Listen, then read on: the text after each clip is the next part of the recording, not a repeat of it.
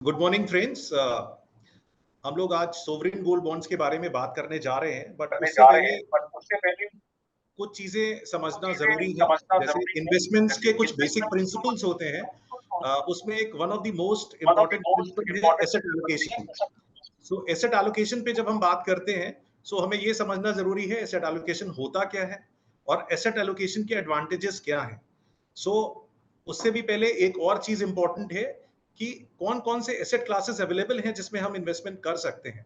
सो अगर हम ब्रॉडली देखें, सो मेजर 4 तरीके के एसेट क्लासेस होते हैं: debt, equity, real estate and gold. ये 4 एसेट क्लासेस हैं जिसमें हम मेजरली इन्वेस्टमेंट करते हैं। एंड अब आते हैं एसेट एलोकेशन के कॉन्सेप्ट पे। एसेट एलोकेशन है क्या? सो एसेट एलोकेशन ये समझाता है कि जब भी हम इन्वेस्टमेंट करें, सो अपने रिस्क एपेटाइट के हिसाब से हमें चारों एसेट क्लासेस में एक्सपोजर लेना चाहिए। ठीक है, एक बहुत ही फेमस सेइंग है या एक्सपर्ट एडवाइस है जो आप सभी लोगों ने सुनी होगी: do not keep all your eggs in one basket. So ये खुद एक चीज डिनोट करता है, जब भी हम इन्वेस्टमेंट करें, सो एक जगह पे ओवर एक्सपोजर ना लेते हुए सभी एसेट क्लासेस में इन्वेस्टमेंट करें। अब ये एलोकेशन किस परसेंटेज में होना चाहिए, इसका कोई एक यूनिवर्सल फॉर्मूला नहीं है या रेशियो नहीं है। ये इन्वेस्टर टू इन्वेस्टर वेरी करता है। ये किन पैरामीटर्स पे वेरी करता है? पहला, उनका रिस्क एपिटाइट क्या है किसी पर्टिकुलर सेक्टर को लेके या एसेट क्लास को लेके। उनके इन्वेस्टमेंट ऑब्जेक्टिव्स क्या हैं, वो किस वजह से इन्वेस्टमेंट कर रहे हैं, वो कितने टाइम होराइजन के लिए इन्वेस्टमेंट कर रहे हैं, कितने समय के लिए वो पैसा इन्वेस्ट करना चाहते हैं। फिर हमारे पास अवेलेबिलिटी ऑफ फंड्स क्या है, तो फंड्स को किस तरीके से एलोकेट करना है वो डिपेंड करेगा कि हमारे पास अवेलेबिलिटी ऑफ फंड्स क्या है। तो ये 4 इंपॉर्टेंट पैरामीटर्स हैं जो एसेट एलोकेशन का परसेंटेज डिसाइड करते हैं। सो ये एक इंपॉर्टेंट टूल है जहां पे हम किसी भी एसेट क्लास में ओवर एक्सपोजर से बचते हैं, ताकि कभी भी कोई एसेट क्लास अगर अंडर परफॉर्म कर रहा है और मेरा एक्सपोजर अगर डिफरेंट एसेट क्लासेस में है, सो अदर एसेट क्लासेस जो है जो रिटर्न्स आएंगे, मेरा ओवरऑल जो इन्वेस्टमेंट्स हैं उस पे मैं बेहतर रिटर्न्स अर्न कर पाऊंगा। So this is the importance of asset allocation for making an investment. Over to the next slide please. अब हमने प्रीवियस स्लाइड में यह समझा कि एसेट एलोकेशन बहुत इंपॉर्टेंट है। चारों एसेट क्लासेस में मुझे एक्सपोजर लेना चाहिए। So gold is one of the important asset class. So gold में मुझे इन्वेस्टमेंट करना है, बट जब हम गोल्ड में इन्वेस्टमेंट करने जाते हैं तो मेरे पास गोल्ड में इन्वेस्ट करने के क्या क्या ऑप्शंस अवेलेबल हैं।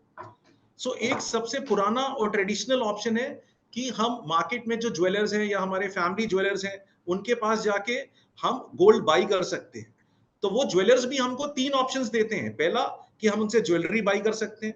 सेकंड, हम उनसे जो है कॉइंस, गोल्ड कॉइंस बाई कर सकते हैं। और थर्ड, हम उनसे जो है गोल्ड बार्स ले सकते हैं। जब हम ज्वेलरी बाई करते हैं, सो प्योरिटी डाइल्यूट हो जाती है, क्योंकि गोल्ड 24 कैरेट में ज्वेलरी फॉर्म में कन्वर्ट नहीं किया जा सकता। सो आप जनरली जब भी ज्वेलरी बाई करेंगे, वो आइदर 18 कैरेट होगा, 20 कैरेट होगा या 22 कैरेट होगा। जब आप कॉइंस बाई करते हैं या गोल्ड बार बाई करते हैं, तो वहां पे प्योरिटी जो है 24 कैरेट की हो सकती है। बट अगेन, जब हम ये बाई करते हैं, सो उसमें कुछ इंसिडेंटल चार्जेस हैं। जैसे जब हम ज्वेलरी बाई करेंगे या कॉइन बाई करेंगे, गोल्ड बाई करेंगे, तो मार्केट प्राइस के साथ आपको मेकिंग चार्जेस भी जो है उसमें देने पड़ते हैं। और अगर आप बिल के थ्रू बाई कर रहे हैं तो देन जीएसटी भी एप्लीकेबल हो जाता है। तो जब आप बाई करते हैं तो आपको जीएसटी भी पे करना पड़ता है।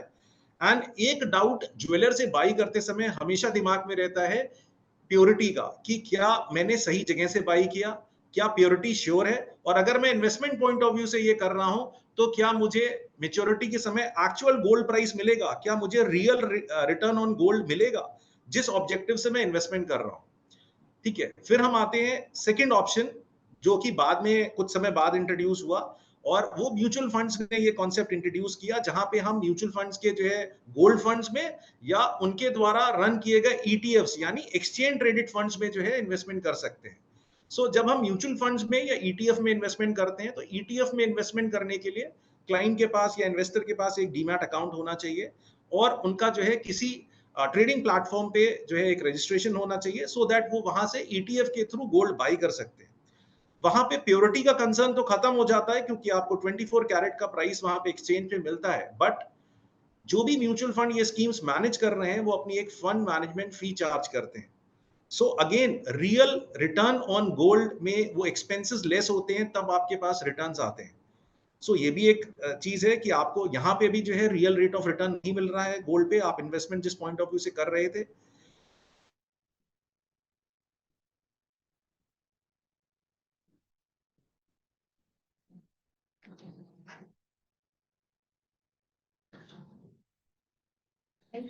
सो अब जो मैं ये टर्म बोल रहा हूँ सोवरेन गोल्ड बॉन्ड, इसको सुनने के बाद आपको लग रहा होगा ये सोवरेन गोल्ड बॉन्ड होता क्या है, इसके फीचर्स क्या हैं, इसमें जो है बेनिफिट्स क्या है इन्वेस्टमेंट करने के। सो आज मेरे साथ मेरी कुलीग शिवांगी हैं साथ में, जो आपको बताएंगी कि सोवरेन गोल्ड बॉन्ड्स होते क्या हैं, उनके फीचर्स क्या हैं और उनके बेनिफिट्स क्या हैं सोवरेन गोल्ड बॉन्ड्स के। So over to you Shivangi. Hi all, Shivangi this side. Thank you so much Abhinav sir जो आपने इतना अच्छा insight दिया for all the traditional instruments that are used that were used. Now let's try and understand first what sovereign gold bonds are. Now understanding it with the term of sovereign. Sovereign का मतलब क्या होता है? Sovereign means rural. तो यहाँ पे rural कौन है? The government of India. The government of India has asked RBI to issue sovereign gold bonds in India. So इसमें क्या होता है कि the defaulting point, there is no defaulting point because it is issued by the government of India itself. So RBI is issuing this in under the guidance of government of India. So these are available in electronical forms. So what happens is there is no storage challenge and no security challenge when we talk about sovereign gold bonds. Also, sovereign gold bonds helps us to earn interest and are more rewarding. That will understand in the coming slides. Next slide, please. Next slide. Yeah. So now let's understand what are the features of sovereign gold bonds. Sovereign gold bonds get an interest. You get an interest of 2.5%, which is paid annually on semi-annual basis on the nominal price of the per gram value of the bond. So let's understand how this interest is paid to you through an example. Example, the price of a bond is 100 rupees. So 2.5 rupees is the interest that you're earning on that bond. So on 1.25 rupees is what you'll get in the first 6 months as an interest and 1.25 rupees in the second month. So this was just an example denominating that 100 rupee is the face value of the bond here. Okay. Next, who can buy these sovereign gold bonds? Like resident individuals, HUFs, trust, universities, and charitable institutions are the people who are eligible to buy sovereign gold bonds. Okay. So if you now planning how to invest in sovereign gold bonds. So minimum denomination for as a person to invest in sovereign gold bond is minimum 1 gram. So it eases for all of us because 1 unit of sovereign gold bond is equal to 1 gram of gold, which is very less or to 5,000 or 6,000 rupees approximately. So it becomes very easy for the mass to purchase sovereign gold bonds as compared to the other asset classes which are comparatively having higher price values. So everyone can hold a sovereign gold bond through a minimum of 1 gram, through investing minimum 1 gram of gold. So this was talking about the minimum. Now talking about how much maximum can one client invest in sovereign gold bonds. So it is different for each of the categories. Categorizing in individual HUFs, a person can invest is up to 4 kg of gold in one financial year. Now talking about the trusts and charitable trusts, people can invest is up to 20 kgs in one financial year. Okay. Now, as we talked about, there are two forms in which people can invest in sovereign gold bonds. First is the offline form, in which you'll have to fill an offline form and you get a certificate for it. And the other one is an electronical form.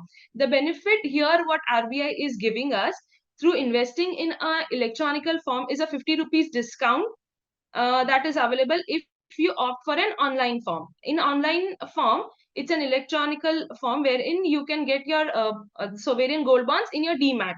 So talking about the last tranche, the 50 rupees discount that was given, that was the offline price was 5,926 rupees, wherein in the online form you had to pay for 1 gram was 5,876 rupees. So we can see the difference, that the benefits are given for investing in sovereign gold bonds online. So talking about the tenure for investing in sovereign gold bonds is 8 years.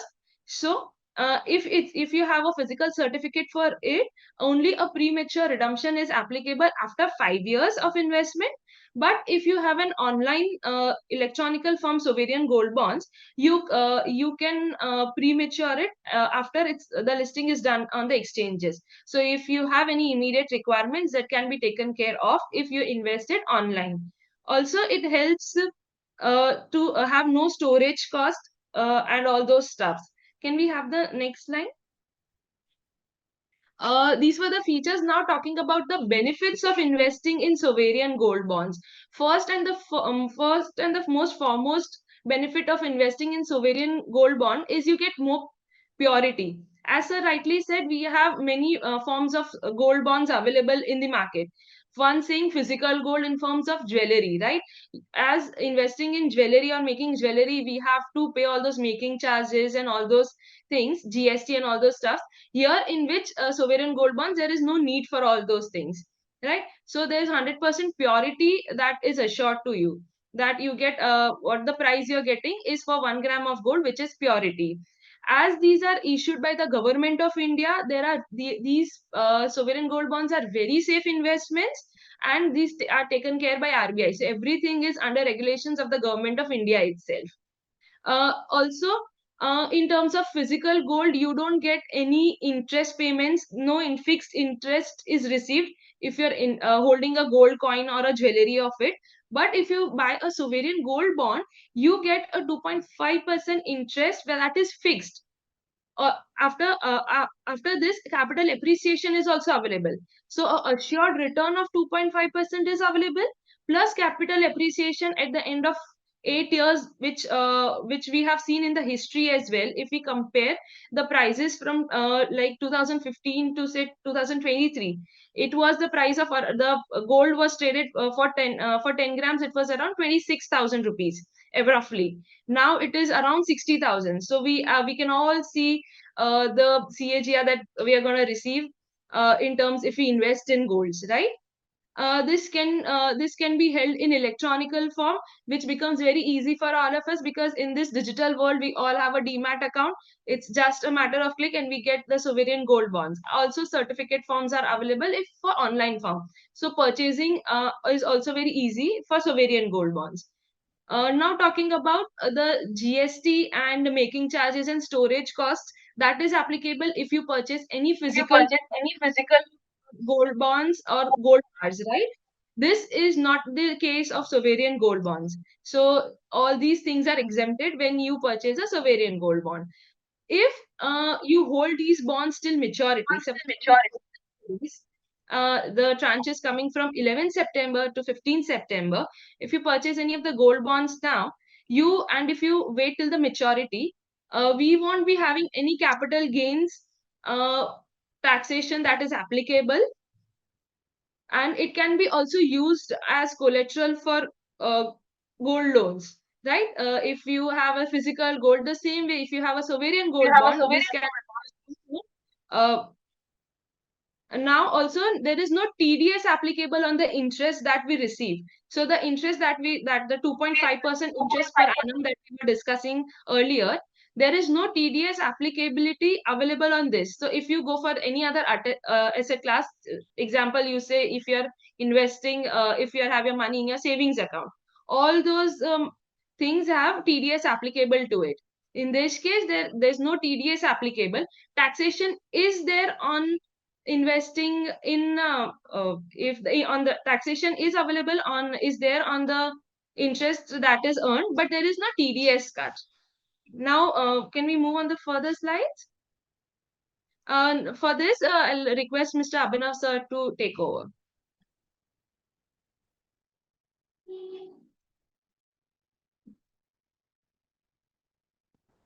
Thank you, Shivangi, for running us through the concept of sovereign gold bonds, their features and the advantages in investing in sovereign gold bond.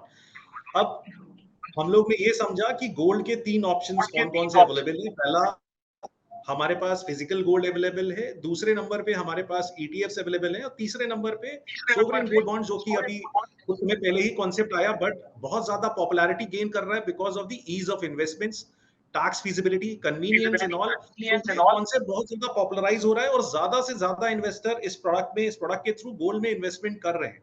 सो अब इस screen के through हम लोग ये समझेंगे कि इन तीनों options को अगर हम इवैल्यूएट करें, इवैल्यूएशन पे कौन सा ऑप्शन हमारे लिए सबसे ज्यादा सूटेबल है।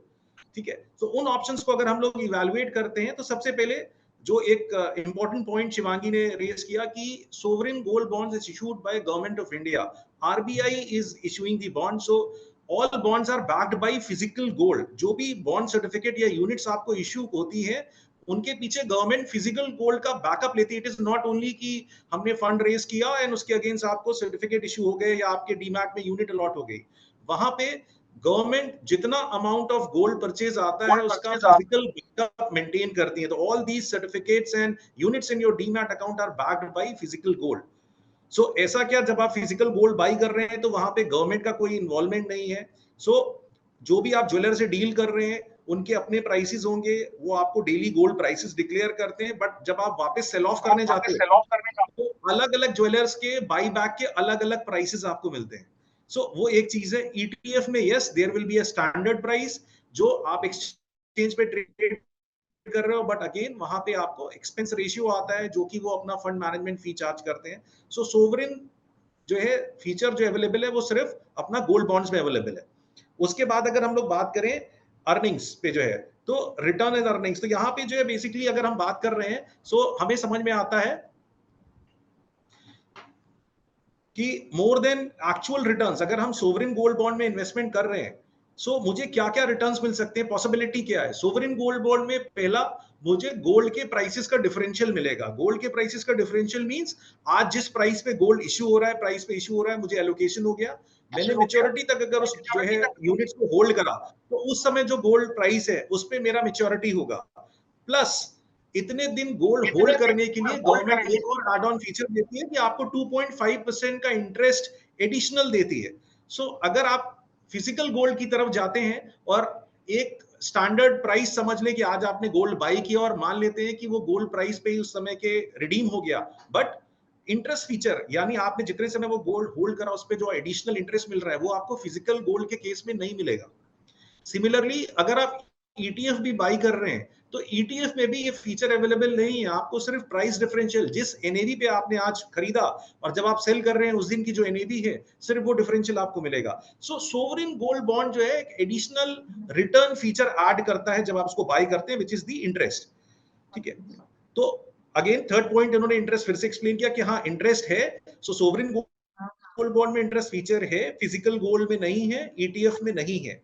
ठीक है, कैपिटल एप्रिसिएशन डेप्रिसिएशन यस, तीनों कैटेगरीज में जो भी प्राइस एप्रिसिएशन होगा उसके बेसिस पे मिलेगा, बट अगेन फिजिकल गोल्ड में एक चैलेंज रहता है, जब आप गोल्ड रिटर्न करने जाते हो सो आपको मार्केट प्राइस पे गोल्ड वापस नहीं होता, वो ज्वेलर्स उसमें अपने मेकिंग चार्ज डिडक्ट करके और अपना चीजें करके फिर आपको एक प्राइस कोट करते हैं। तो फेयर प्राइसिंग को फिजिकल गोल्ड में नहीं मिल पाती। हाँ ETF में फेयर प्राइसिंग मिलती है, बट अगेन उनके फंड मैनेजमेंट चार्ज वहां पे इंक्लूडेड है, सो वो लेस करने के बाद आपको जो है वो प्राइस मिलेगा।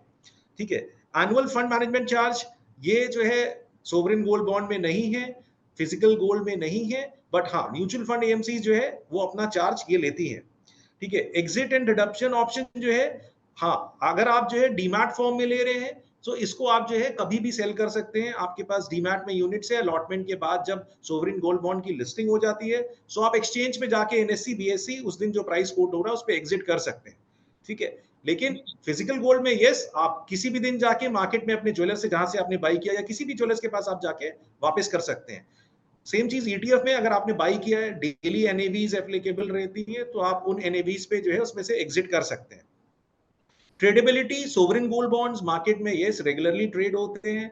फिजिकल गोल्ड भी आप जाके ज्वेलर्स को वापस दे सकते हैं और ETF भी डेली ट्रेड हो रहे हैं। तो ये सारी चीजें, तीनों चीजों में आपको ये फ्लेक्सिबिलिटी तो मिलती है कि इन तीनों में ट्रेडिंग हो रही है।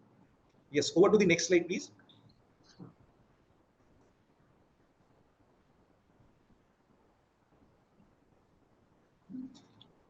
अब सोवरेन गोल्ड बॉन्ड्स में जब हम इन्वेस्टमेंट कर रहे हैं, तो सबसे इंपॉर्टेंट पॉइंट जो आता है, कोई भी हम इन्वेस्टमेंट करते हैं, तो उसको समझने के लिए कि मेरे पोस्ट टैक्स रिटर्न्स क्या, अगर हमें एक्चुअल रेट ऑफ रिटर्न समझना है किसी इन्वेस्टमेंट ऑप्शन पे, सो उसका टैक्सेशन पार्ट समझना बहुत जरूरी है कि जहां भी मैंने इन्वेस्टमेंट किया है वहां पे मेरे को टैक्स एप्लीकेबिलिटी क्या आती है।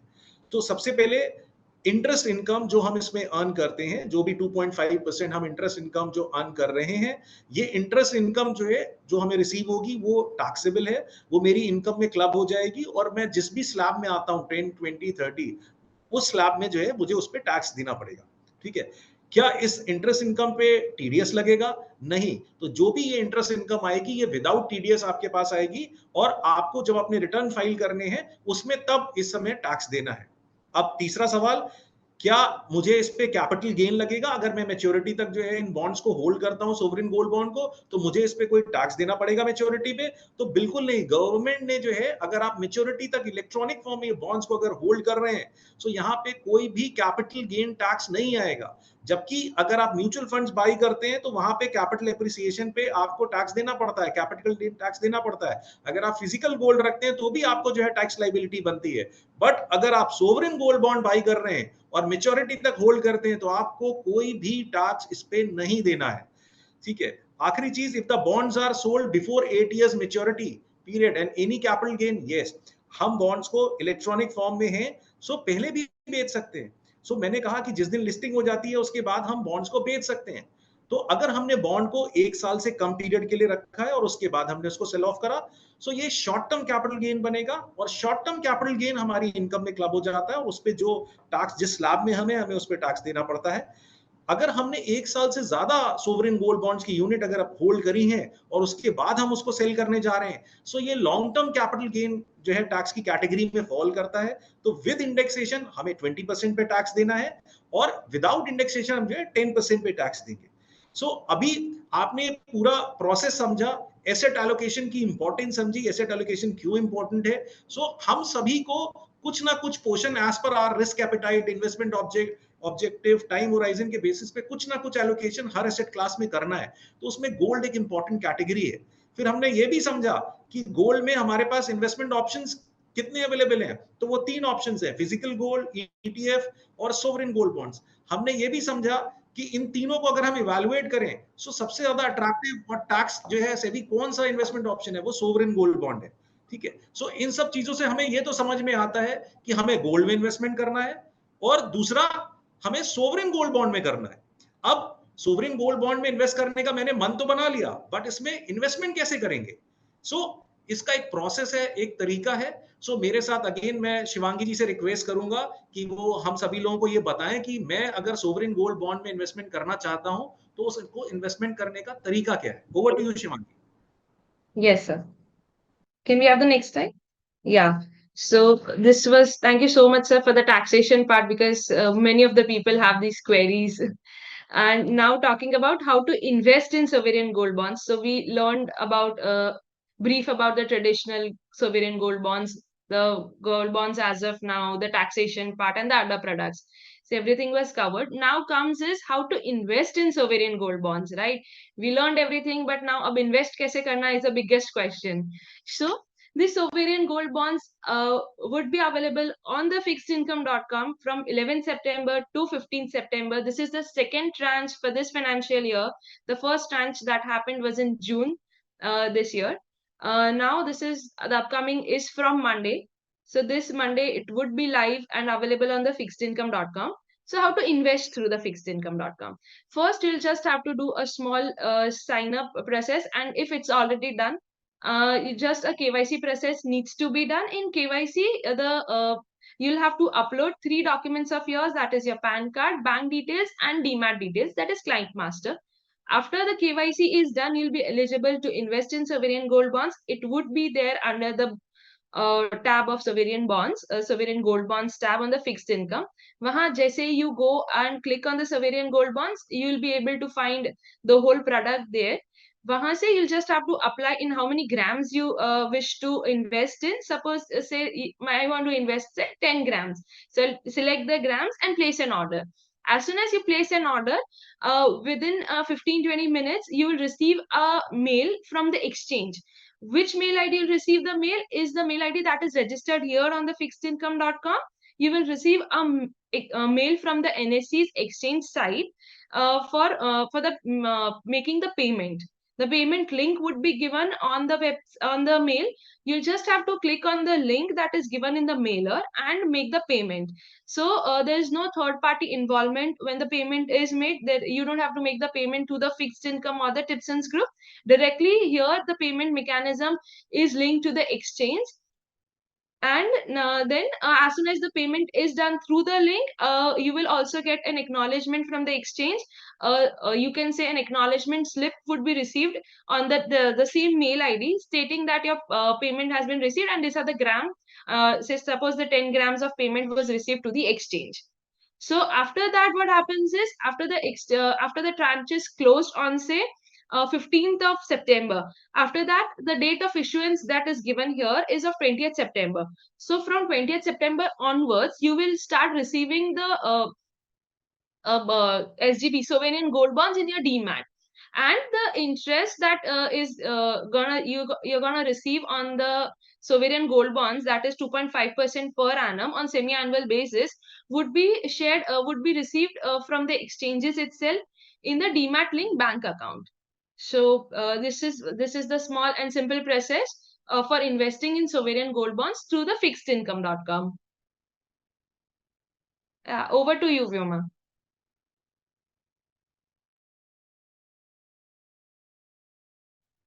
Vyoma, you're mute.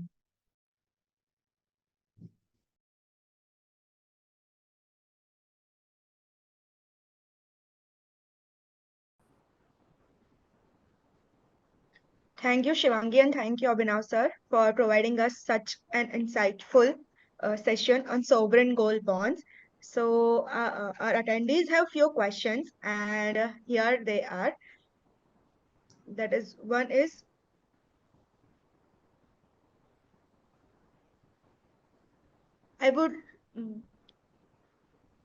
should we buy SGB when RBI opens the scheme, or should we buy it from the market directly at a discount, considering waiting until maturity?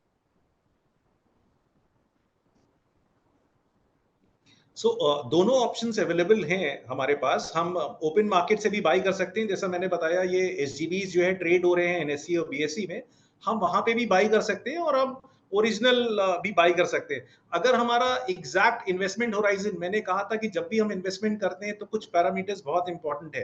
So time horizon हमारा क्या है, अगर हम 8 years के लिए जाना चाहते हैं, एग्जैक्ट फुल 8 इयर्स टेन्योर के लिए जाना चाहते हैं, सो हम वो बॉन्ड्स बाई कर सकते हैं जो अभी प्राइमरी मार्केट में या जो प्राइमरी इशुएंस में आ रहे हैं. और अगर मेरा investment horizon 2 years 3 years 4 years है, तो यस, जो बॉन्ड्स अभी 4 इयर्स मैच्योरिटी पे हैं या 3 इयर्स मैच्योरिटी पे हैं, हम उनको मार्केट से भी बाई कर सकते हैं. दोनों ऑप्शंस अवेलेबल है क्लाइंट के पास.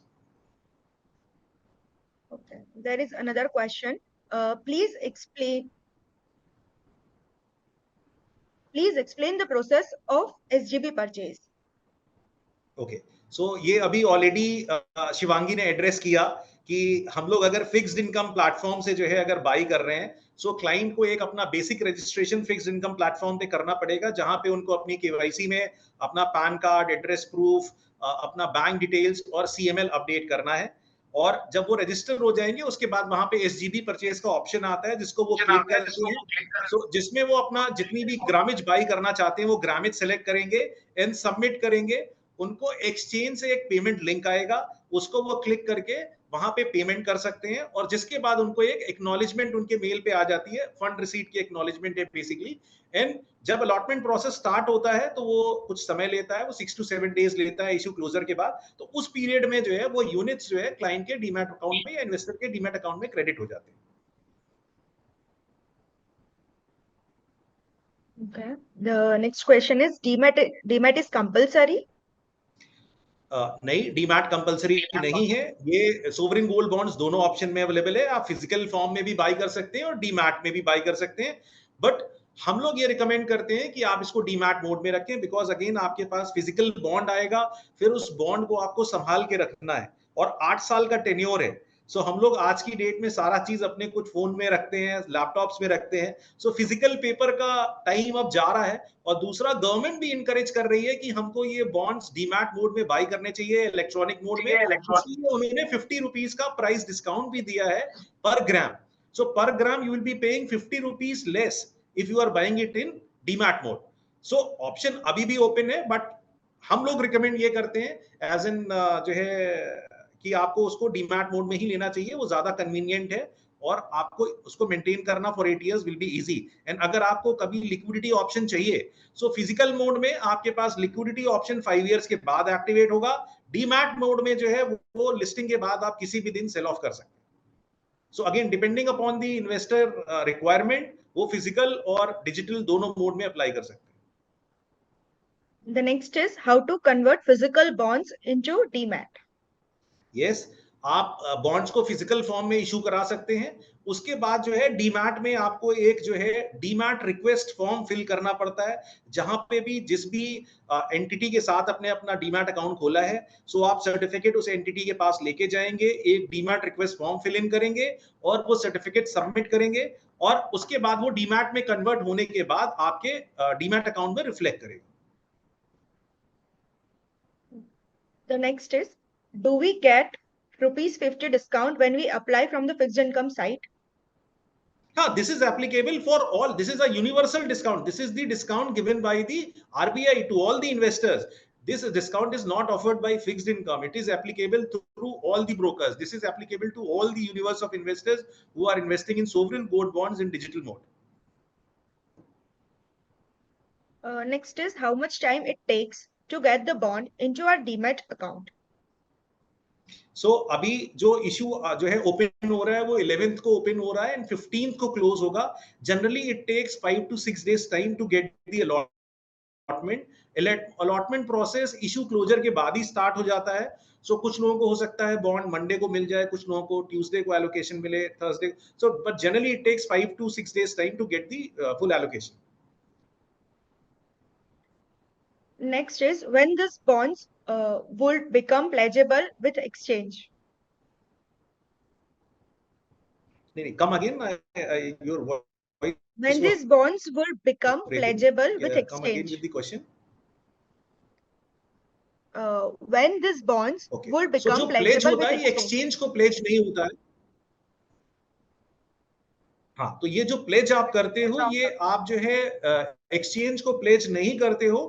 प्लेज आप जब करते हो तो लोन लेने के लिए, जब आपको किसी भी इंस्टीट्यूशन से आप लोन लेते हो गोल्ड पे, गोल्ड के अगेंस्ट या गोल्ड बॉन्ड्स के अगेंस्ट में, सो उस इंस्टीट्यूशन के फेवर में आपको प्लेज करना होता है।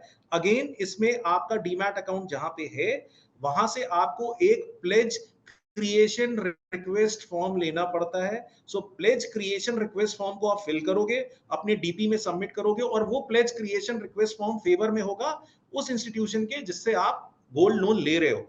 एंड अगेन जब आप प्लेज क्रिएशन अपने डीपी के थ्रू कराओगे, सो जो इंस्टीट्यूशन है वो प्लेज एक्सेप्टेंस का फॉर्म देगा अपने डीपी को और वो उस इंस्टीट्यूशन के फेवर में बॉन्ड प्लेज हो जाएगा। Then the loan disbursement can happen.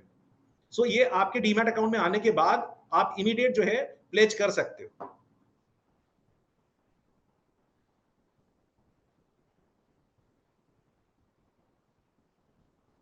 What will be the rate for per gram?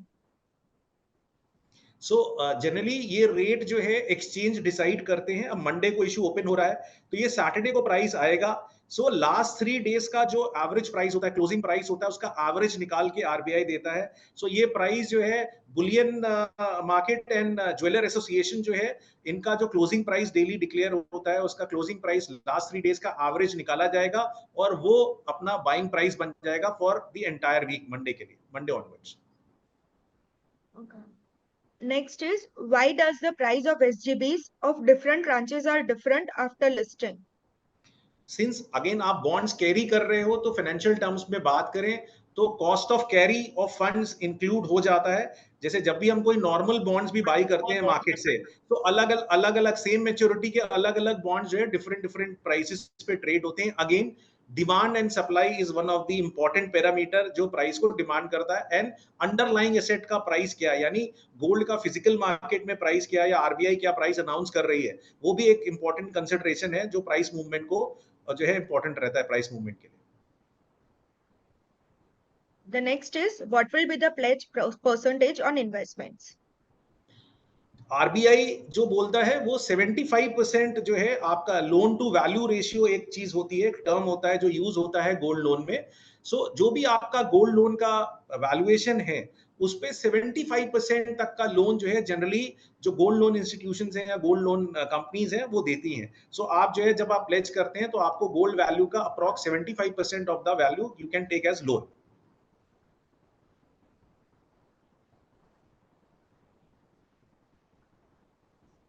Whom do I approach in case I have any query about the interest payment? About the interest payment? So there is a service desk। आप जब bonds bye करते हो तो इसमें जो है आप अपना जो बॉन्ड के रजिस्ट्रार्स हैं उनको आप कर सकते हो, तो वहां पे that will be available, that will be shared with the client whenever there is a query। if you are investing through fixed income you can raise a query to the to your relationship manager there in fixed income and he will help you and assist you in getting the query resolved। When these bonds will become pledgeable with exchange? This is the same question we have answered earlier कि bonds कब जो है pledge हो सकते हैं। जिस दिन आपको अलॉटमेंट हो जा रहा है उसके नेक्स्ट डे आप प्लेज करना चाहें तो आप बॉन्ड्स को प्लेज कर सकते हैं। Is it compulsory that SGB should be purchased through the fixedincome.com only? No मैंने आपको बताया इसमें मार्केट में ओपन मार्केट में आरबीआई ने कई बैंक्स को ऑथराइज किया हुआ है, तो उसके अलावा जो है कई और इंस्टीट्यूशंस हैं जिनको ऑथराइज किया हुआ है। तो fixed income is also one of the partner जिनको जो है ये फैसिलिटी है, तो ये बॉन्ड ऑप्शंस आपको देते हैं। और प्लेटफॉर्म के थ्रू डीमैट में जहां आपके पास ऑलरेडी डीमैट है तो इज अ हासिल free process on fixed income. आपने रजिस्टर किया है, अगर आप पहले से रजिस्टर्ड है आपको दोबारा से केवाईसी नहीं करना है। You have to just go on the website, click on the link, invest in SGB, select the number of units और number of grammage that you want to buy and then make a payment to exchange directly. इसमें कहीं पे कोई challenge नहीं है, आप जो भी पेमेंट्स कर रहे हो वो एक्सचेंज को डायरेक्टली कर रहे हो। No third party is involve in this process. आपका पेमेंट डायरेक्टली एक्सचेंज को जा रहा है, allotment of units direct exchange से हो रहा है और आपके डीमैट में जा रहा है। Fixed income, yes, I would say it is a better option than the available option in the market। तो ये मैं थोड़ा सा बायस हूं क्योंकि मैं फिक्स्ड इनकम में हूं, so I am biased towards fixed income। So if I buy it from fixed income, then it will be available on NSE BSE for trade? This is a bond, there is no trail option available in bonds।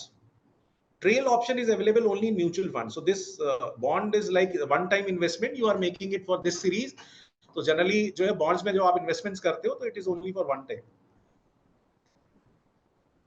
2.5% is payable for all 8 years? हाँ, yes, 2.5% payable per annum for 8 years and payable half yearly। every 6 months you will get 1.25%। Shivangi जी ने ये बहुत अच्छे से explain किया था कि जो भी इंटरेस्ट पार्ट है वो हमको हाफ ईयरली मिलेगा 1.25% on the face value of the market value. नहीं, हमेशा आप देखो इंटरेस्ट पेमेंट हमेशा face value of the bond पे होता है, ना कि मार्केट वैल्यू ऑफ बॉन्ड पे। हमें ये नहीं सोचना चाहिए मैंने अगर 1 लाख रुपए का बॉन्ड खरीदा और अगर कल उसकी वैल्यू 1.25 लाख रुपए है तो मुझे 1.25 लाख रुपए पे 2.5 नहीं आएगा। मैंने जो इनिशियल प्राइस पे बॉन्ड बाई किया है इंटरेस्ट रेट हमेशा फेस वैल्यू पे रहेगा, मार्केट वैल्यू पे नहीं रहेगा। How beneficial it is for new owners to invest in SGB? ये आरबीआई के थ्रू इश्यूड पेपर है, आरबीआई है, means if we trust the government of India, if we trust the RBI in the system, तो yes, it's very safe। RBI is a sovereign guarantee। RBI से ज्यादा trustable I think अभी banking या financial system में कोई और organisation नहीं है। अगर कोई बॉन्ड आरबीआई कर रहा है और सोवरेन, बॉन्ड का नाम ही है sovereign, it is backed by government.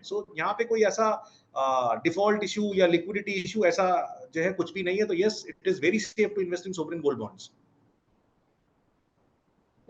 The next is, do we need to pay any fees to buy SGB from fixed income? No, there is no fees at all. आपको जो भी price pay करना है, जो government price announce करेगी, RBI जो price announce करेगी, सिर्फ वही प्राइस आपको पे करना है। और वो भी जो अगर आप डीमैट फॉर्म में बाई कर रहे हो तो जो 50 रुपीज डिस्काउंट है वो भी एप्लीकेबल है। नेट ऑफ डिस्काउंट जो भी प्राइस होगा वो डायरेक्ट आप एक्सचेंज को पे करोगे। इसमें not even a single penny will go to the fixedincome.com. They are only the facilitator. आपके पास प्लेटफॉर्म है, आपका जो है सब कुछ है, तो they are only the facilitator. आप उस प्लेटफॉर्म को यूज करके बाई कर सकते हैं. There is no extra cost involve that will go to fixed income.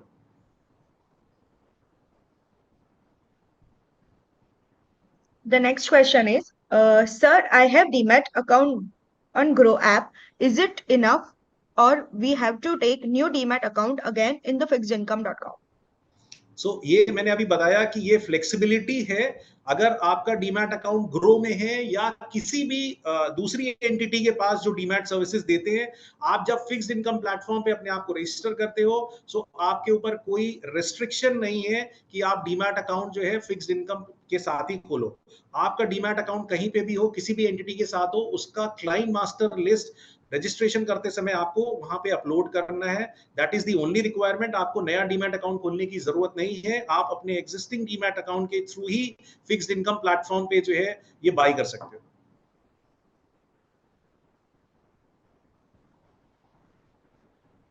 So the questions are done. Okay. Thank you so much, everyone, to listen everything in detail, and thank you so much, Shivangi and Abhinav sir, for being with us and giving the insights on the sovereign gold bond. The next tranche will be starting from 11th to 15th of September. So let's start investing and earning with the fixedincome.com. For any queries, you can always visit us on the fixedincome.com and contact us there. Thank you so much, everyone. Thanks everyone. Thank you Thanks so everyone. much. Happy investing. Thank you so much, all.